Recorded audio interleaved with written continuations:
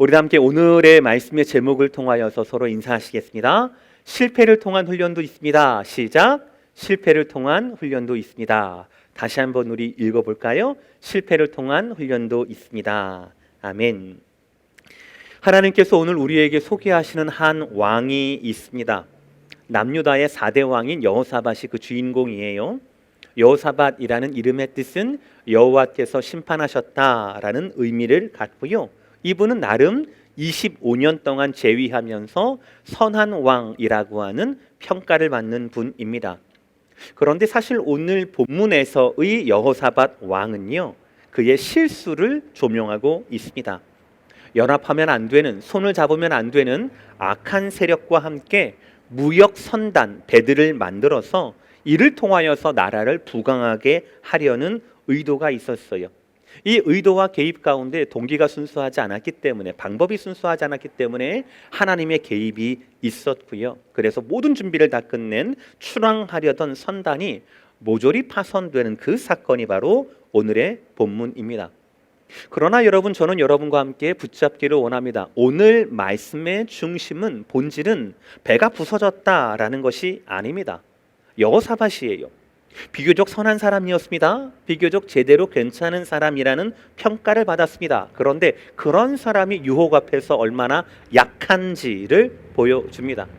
그리고 첫 번째, 그 유혹은 보통 언제나 나로부터 시작된다라는 것이 저와 여러분이 오늘 본문을 통해서 가져야 할 첫 번째 메시지입니다. 유다왕 여호사밧은 하나님 앞에 거듭된 실수를 하게 됩니다. 그것은 바로 북이스라엘 왕조, 즉 아합 가문과의 연합이었습니다. 그의 일생 통해서 이게 반복이 되는데요. 첫 번째로는 군사적 위협으로부터 자신의 나라를 지키고자 아합 가문과 연합을 하게 됩니다. 사돈 관계를 맺게 됩니다. 그리고 두 번째가 바로 오늘 본문인데요. 이 이유는 경제적인 안정을 위해서 그 아합의 아들 아하시야와 연합이었습니다. 이 아합과 아하시야, 이 두 왕은요, 교류하면 안 되는 악한 왕으로 평가받는 자들이었습니다. 그러나 여호사밧이라고 해서 처음부터 그랬던 것은 아니에요. 역대하 17장 1절을 보시면 집권 초기 여호사밧의 운영이 나옵니다. 아사의 아들 여호사밧이 대신하여 왕이 되어 스스로 강하게 하여 이스라엘을 방어하되라고 되어 있어요. 여기서 스스로 강하게 하여 이스라엘을 방어하되라는 문장을 직역하면 이스라엘을 방어한 것이 아니라 이스라엘에 대하여 스스로를 지켰다라는 말이 되는 겁니다. 그 여호사밧의 아버지는 아사왕이라는 분이었습니다. 이분도 비교적 선한 왕이라는 평가를 받아요. 무려 41년 동안 장기간 통치를 합니다. 그리고 아버지였던 아사왕 때에 북이스라엘과 관계가 굉장히 좋지 않았습니다. 전쟁까지 있었어요.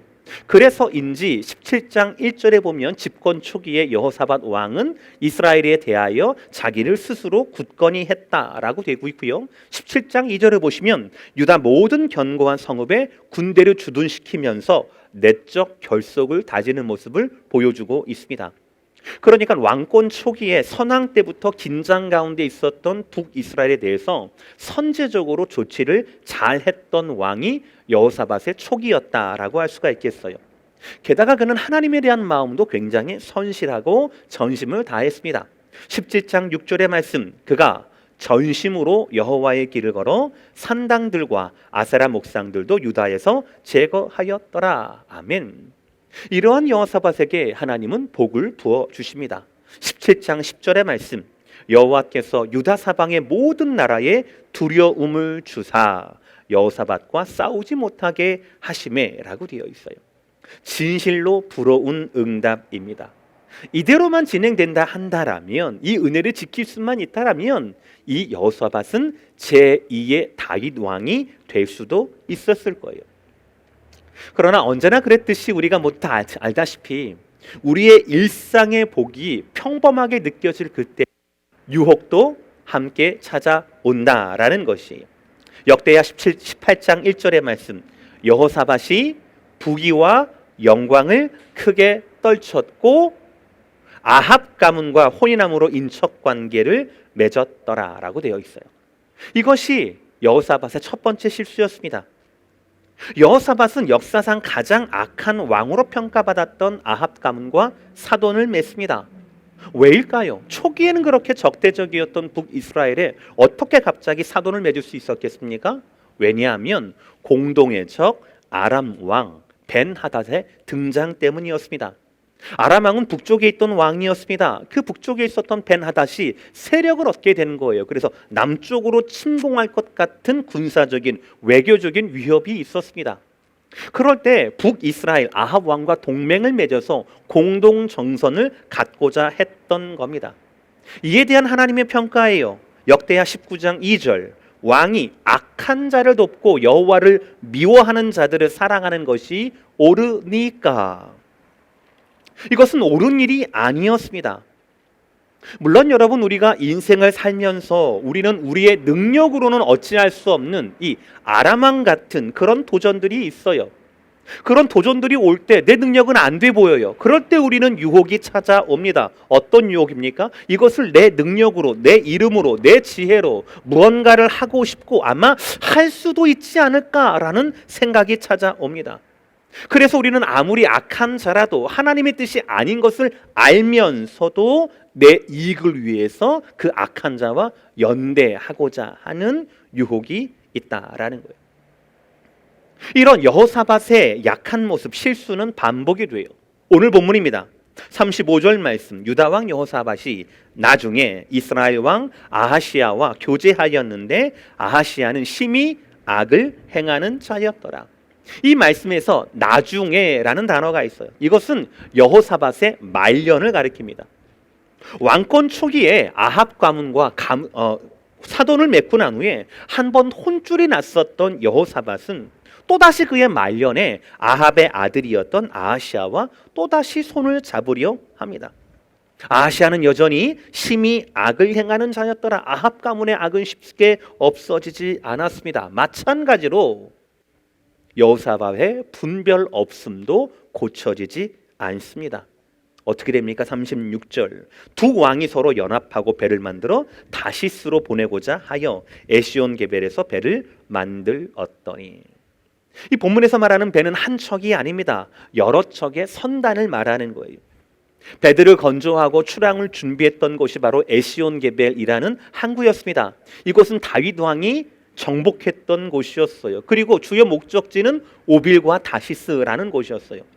이 라우트는요, 솔로몬 왕 때에 이곳에 상선대를 설치해서 아프리카, 아라비아 그리고 인도 등 활발한 무역을 통하여서 많은 재미를 봤던, 경제적인 이익을 봤던 곳이었습니다. 즉 여호사밧은 그의 말년에 제2의 솔로몬이 되어서 자신의 업적, 경제적 부흥을 남기고자 또다시 악한 아하시야와 손을 잡았던 겁니다. 여러분, 이렇게 거듭된 여호사밧의 모습은 지금 우리와 너무나 닮아 있습니다. 평소에는 나름 정직하게 믿음으로 살려고 합니다. 도전이 없는 일상에선 지극히 거룩해 보입니다. 내가 할 수 있는 일들을 신앙의 이름으로 잘 해내는 것 같아요. 그러나 가끔 내 능력 밖에 도전이 오게 되면 우리는 어쩔 줄 몰라 합니다. 그때 어려움이 올 그때에 내 능력으로는 할 수 없는 그때에 내 신앙의 민낯이 드러난다라는 거예요. 한편 생각해 보세요, 여러분들. 여러분이 왕이에요. 여러분이 왕인데 더 강한 나라를 만들고 더 부유한 나라를 내 말년에 내 다음 왕에게 물려주고 싶다라고 하는 그의 생각은 욕심이 아니에요. 죄가 아니에요. 왕이잖아요. 제2의 다윗 되는 것, 제2의 솔로몬으로 남게 되는 것, 그게 어떻게 죄가 되겠습니까? 한편으로는 이해가 되는 거예요. 그러나 여러분, 우리는 솔로몬의 그 결과를 구하기보다는 솔로몬이 어떻게 지혜를 얻게 되었고 솔로몬의 부귀가 누구로부터 왔는가를 우리는 찾아봐야 한다라는 것이에요. 역대하 1장 12절에 이렇게 말씀하고 있습니다. 내가 내게 지혜와 지식을 주고 부와 재물과 영광도 주리니 라고 되어 있어요. 누가 누구에게 하신 말씀 줄 아십니까? 하나님께서 1000번째를 끝냈던 솔로몬 왕에게 주셨던 말씀이었어요. 그러니까 솔로몬의 지혜는 그가 누렸던 부와 재물과 영광은 솔로몬의 것이 아니었다라는 것이에요. 솔로몬이 받은 거예요. 하나님께 받은 거예요. 하나님께서 주신 은사였다라는 것이에요. 사실 따지고 보면 솔로몬이 예뻐서가 아니에요. 솔로몬 이전에 다윗을 향한 하나님의 영원한 언약이 있었다라는 거예요. 다윗의 아들들에게, 그 왕조들에게 영원히 그 왕위가 빼앗기지 아니하리라 라고 말씀하셨던 다윗을 향한 언약이 먼저였고, 그 언약이 솔로몬 때에 성취가 되었다라는 거예요. 그 후손인 여호사밧은 다른 데에 가서 자신의 언약을 성취할 것을 기대할 것이 아니라 다윗에게 성취하셨던, 솔로몬에게 성취하셨던 그리고 자기에게도 흘러내는 그 하나님의 언약을 붙들고 자기 능력밖에 인생이 도저히 올 때마다 하나님을 붙들고 하나님의 손을 구해야 했던 것입니다. 그러나 여호사밧은 그 언약을 잊어버렸어요. 하나님의 언약을 잊은 채 떠난 차 내 이름을 드러나기 위해서, 내 이익을 위해서 그는 아무나의 손을 붙잡게 됩니다. 당연히 이 모든 시도들은 실패로 끝나게 되는 거예요. 아합 왕과의 연합에서 아합 왕은 전사해버리고요, 그 아들 아하시아의 연합에서는 준비했던 배들이 모두 부서지게 돼요. 오늘 보면 마지막 절 37절, 그 배들이 부서져서 다시스로 가지 못하였더라. 아합의 죽음, 선단의 파선, 하나님 없이 행하는 모든 것의 결말은, 하나님 없이 나를 위해 행하는 모든 결말의 결론은 이렇다라는 거예요. 사랑하는 성도 여러분, 그러니 이 유혹에서 멀리하시기를 바랍니다. 우리가 멀리하고 경계해야 할 것은 우리 인생을 향한 도전 자체가 아닙니다. 도전 가운데 도사리는 유혹들이에요. 어떤 유혹이에요? 하나님이 아닌 내 능력으로, 하나님이 아닌 내 힘으로 내 이름을 남기고 무언가를 하고 싶어하는 유혹이에요. 도전에 대한 유혹이 아니라 도전 안에 있는 나를 향한 유혹들을 우리는 이기는 것이 중요하다라는 거예요. 이게 첫 번째 우리 레슨입니다. 두 번째 레슨은, 그럼에도 불구하고 성도의 실수나 실패는 실패가 아니라 과정이라는 거예요. 이 유혹을 이기는 방법도 하나님의 말씀 안에 있어요. 1대지에 잠깐 언급했던 여호사밧의 형통의 모습을 다시 한번 보겠습니다. 역대하 17장 10절의 말씀이에요.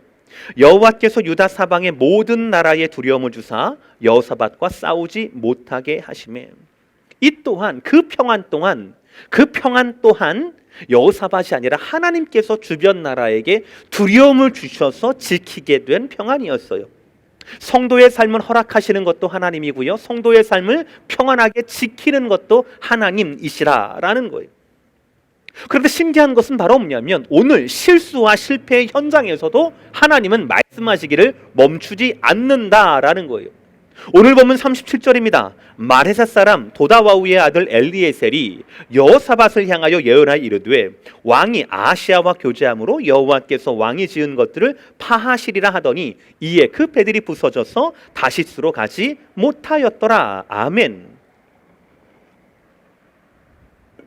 여러분, 우리는 여기에서 소망을 발견할 줄 알아야 합니다. 이러면 안 돼요. 어떻게 해요? 아이고, 하나님의 말씀하셨는데도 기어코 전쟁에 나더니 그 꼴 날 줄 알았어. 이러면 안 돼요. 아이고, 하나님 말씀하셨는데도 기어코 배를 만들더니 모두 다 망할 줄 알았어. 이러면 안 되는 거예요. 인간의 인간 되면은 소망이 없어요. 인간의 인간 되면은 탄식밖에 할 수가 없습니다. 저와 여러분 가운데는 구원의 소망이 전혀 없어요. 저와 여러분의 구원의 소망은 오직 하나님께만 있는 거예요. 우리를 도우시는 실패의 그 순간에도, 파선의 그 순간에도 우리에게 하나님의 말씀을 전하는 엘리에셀 하나님, 우리를 도우시는 하나님이 바로 우리의 소망의 이유라는 것이. 오늘 여기에서 선지자 엘리에셀은요, 성경 가운데 여기에만 등장하는 선지자예요. 그럼에도 불구하고 거의 무명에 가까운 이 선지자의, 성경을 보세요. 선지자의 출신, 그리고 아버지, 가문까지 다 나와 있습니다. 무슨 말입니까? 이것은 정확한, 너무나 명확한 하나님의 뜻이라는 증거가 되는 거예요. 하나님의 교훈이 되는 거예요. 실제로 오늘 파선했고 실패했던 것 있잖아요. 이것이 여호사밧에게는 굉장히 큰 교훈으로 작용합니다. 이 실패를 맛본 후 여호사밧은 이렇게 변합니다. 열왕기상 22장 49절, 아합의 아들 아하시아가 여호사밧에게 이르되 내 종으로 당신의 종과 함께 배에 가게 하라 하나 여호사밧이 허락하지 아니하였더라. 파손되고 난 다음의 일이었습니다. 하나님 말씀대로의 실패를 통하여 여호사밧은 무언가를 배웠어요. 그래서 더 이상 아하시아와 관계를 맺는 것을 거절합니다. 이렇게 본다라면 오늘 실패, 파선은요 결과가 아니라 과정이었다라는 거예요. 바로 이것이 저와 여러분의 소망의 이유입니다. 사랑하는 성도 여러분, 하나님의 말씀이 그치지 않는 한 어떠한 실수와 실패도 결과가 아니라는 거예요. 심지어 오늘 여호사밧처럼 악한 자와의 연합하는 실수, 그리고 그 실수가 거듭되는 실패에도 불구하고 하나님의 말씀이 그치지 않는 한 우리를 온전케 하시고 모든 선한 일을 행할 능력을 갖추게 하시는 하나님의 부르심의 말씀이 들리는 한 우리의 연약함은 모두 다 과정이라는 것이, 모든 성경은 하나님의 감동으로 된 것이다 라고 하는 디모데후서 3장 16절의 말씀이 있습니다. 그 다음 구절이 뭡니까? 이는 하나님의 사람으로 온전하게 하며 모든 선한 일을 행할 능력을 갖추게 하려 함이라. 아멘. 하나님의 부르심이 들리는 한, 하나님의 말씀이 선포되는 한 우리의 모든 연약함과 실수와 실패, 거듭된 죄는요 모두 다 과정이라는 거예요. 우리는 그 말씀을 듣고 배우면 됩니다. 그리고 배우고 결단하면 돼요. 결단하면 돼요. 변화되면 되는 겁니다. 그러면 우리의 실수와 약함과 실패도 하나님 앞에 쓸모가 있다라는 거예요. 하나님의 사람으로 온전하게 되는 모든 선한 일을 행한 능력을 갖추는 그리스도의 제자이자 군사로 준비하게 한다라는 것이 오늘 본문의 마지막 대지입니다. 성도의 교제는 오직 한 분, 예수 그리스도 한 분뿐이라는 거예요. 오늘 주인공 여호사밧의 가장 큰 실패의 이유는 잘못된 교제였습니다. 오늘 구절마다 한 번씩 3번 동일한 단어가 나와요. 오늘 구절 35절, 유다왕 여호사밧이 나중에 이스라엘 왕 아하시아와 교제하였는데, 36절, 두 왕이 서로 연합하고 배를 만들어, 37절, 왕이 아하시아와 교제함으로. 같은 단어가, 같은 루트가 3번 나옵니다. 이 교제라는 단어는 바로 묶는다라는 뜻이에요. 둘이 하나가 되는 겁니다. 둘이었다가 운명 공동체가 되는 단어예요. 그러니까 우리가 누구와 연합하는가, 이것은 보통 문제가 아닌 거예요. 그리스도인으로서 누구와 교제해 있는가, 누구와 묶여 있는가라는 문제는 더 이상 주변 문제가 아니라 본질에 관한 문제입니다. 우리는 1월 말에 로마서 12장을 통하여서 이 말씀을 들었어요. 12장 18절, 할 수 있거든 너희로서는 모든 사람과 더불어 화목하라. 그런데 여러분 오해하지 마세요. 이 말씀이 아무나 교제하라 라는 말씀이 아닙니다.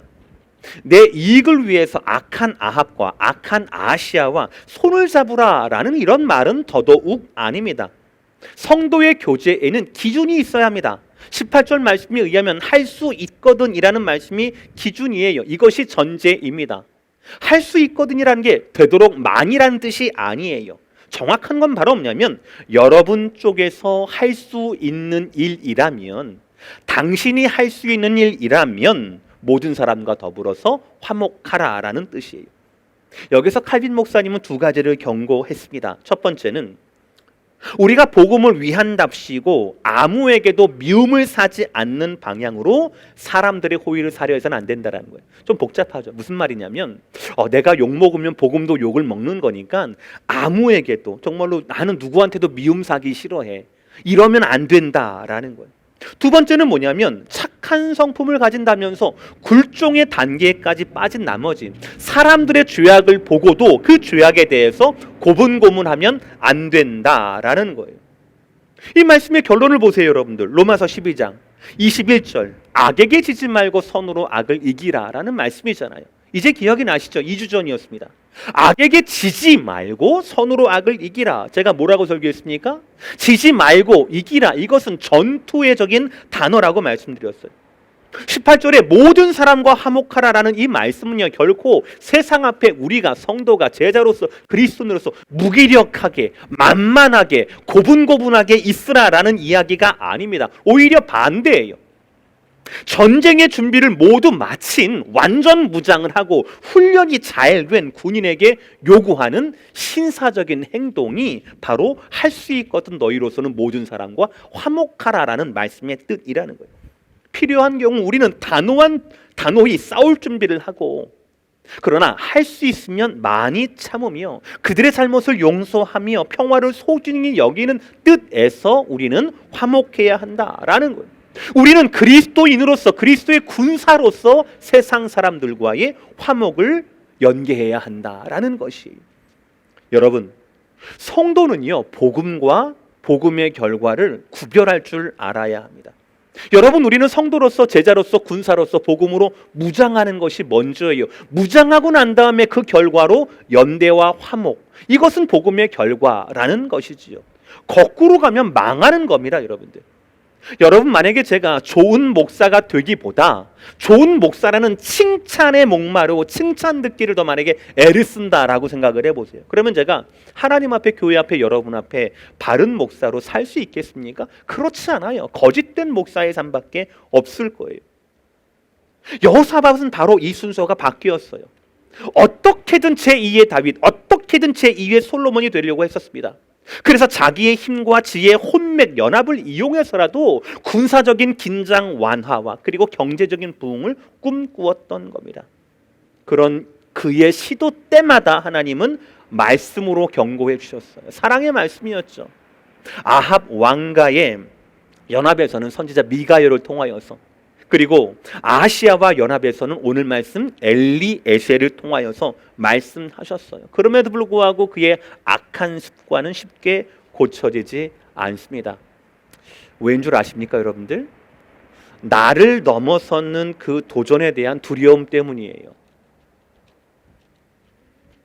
끝까지 복음에, 끝까지 언약에, 우리 할아버지였던 다윗에게 주셨던, 솔로몬이 누렸던 그 하나님의 그 언약을 믿으면서 그 언약이 가져다 주는 열매를 인내로서 바라봐야 했음에도 불구하고, 이거 어떡하면 어떡하지? 나 망하면 어떡하지? 죽으면 어떡하지?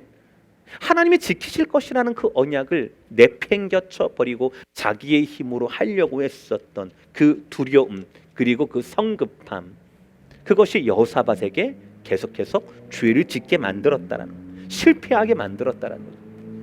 사실 우리도 그래요. 우리도 여호사밧이 가졌던 이런 두려움과 성급함이 있습니다.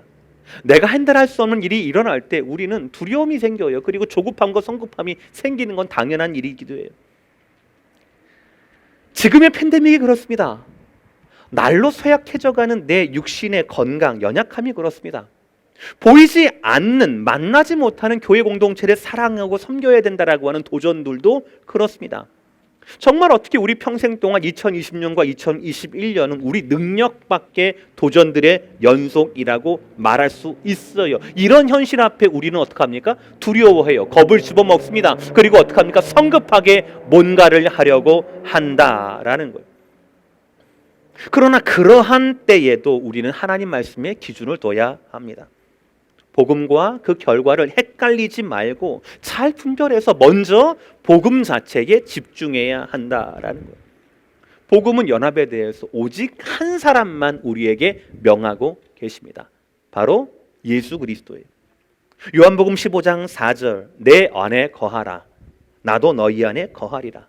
가지가 포도나무에 붙어있지 아니하면 스스로 열매를 맺을 수 없음 같이 너희도 내 안에 있지 아니하면 그러하리라. 아멘.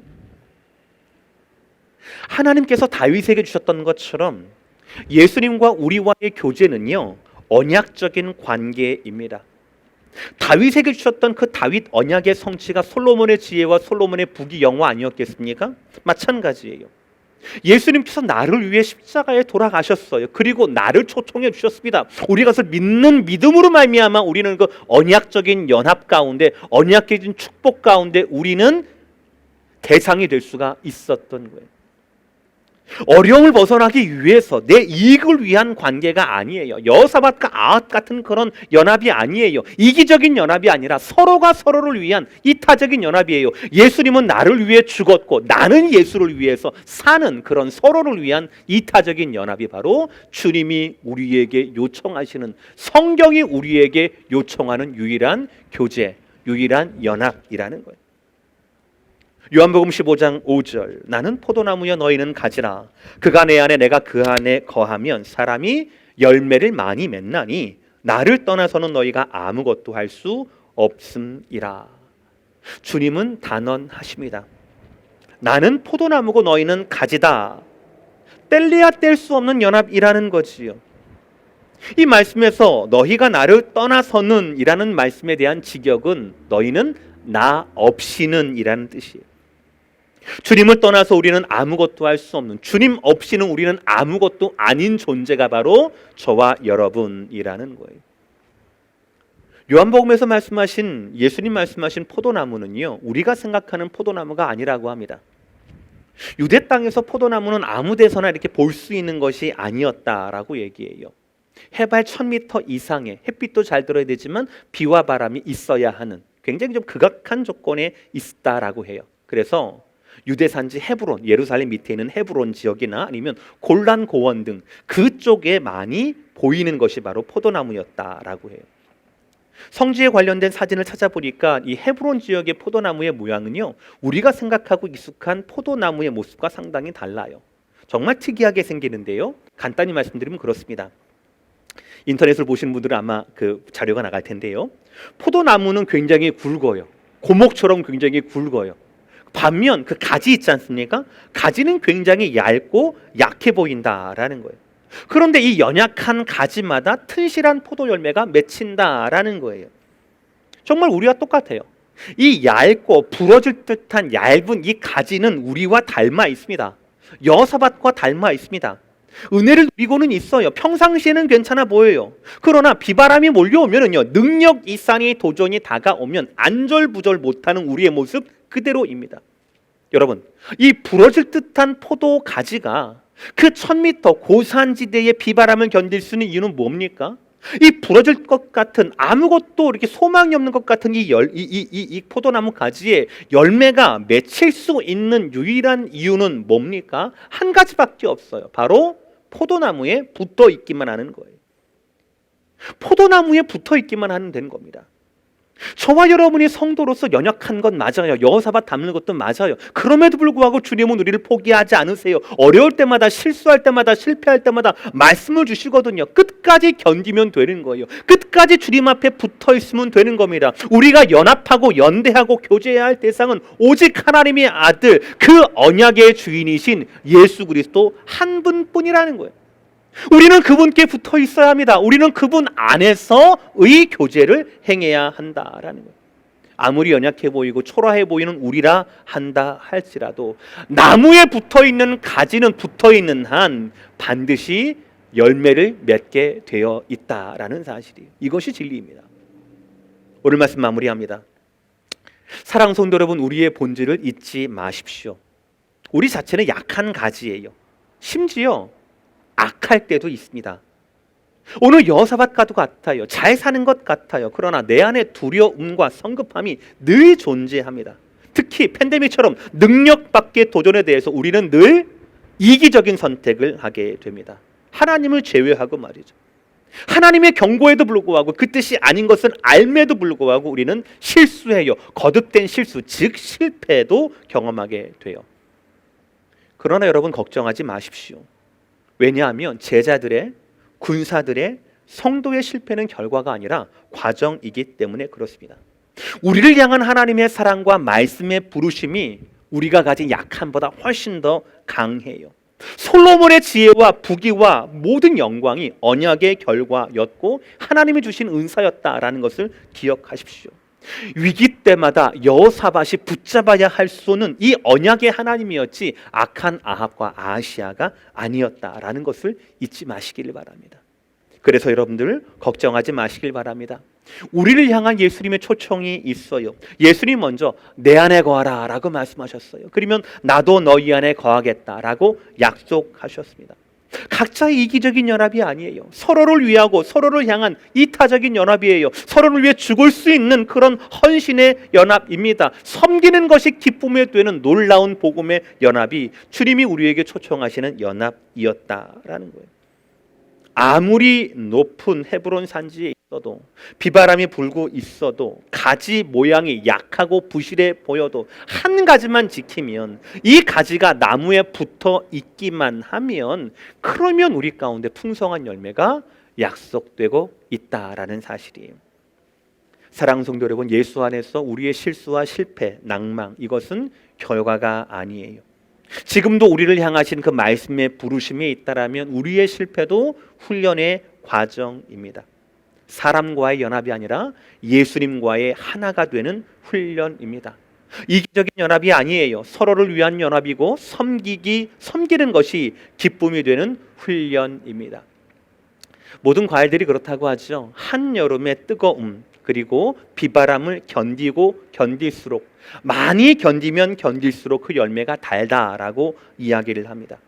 예수님과 하나 된 우리 삶을 통한 인생의 훈련, 생사화복, 이 모든 비바람이 결국 달콤하고 풍성한 우리의 열매를 위한 걸음걸이라는 것을 여러분들 믿으시고 오늘도 견디시고 주 앞에서 승리하게 되기를 주의 이름으로 축복합니다. 기도하시겠습니다.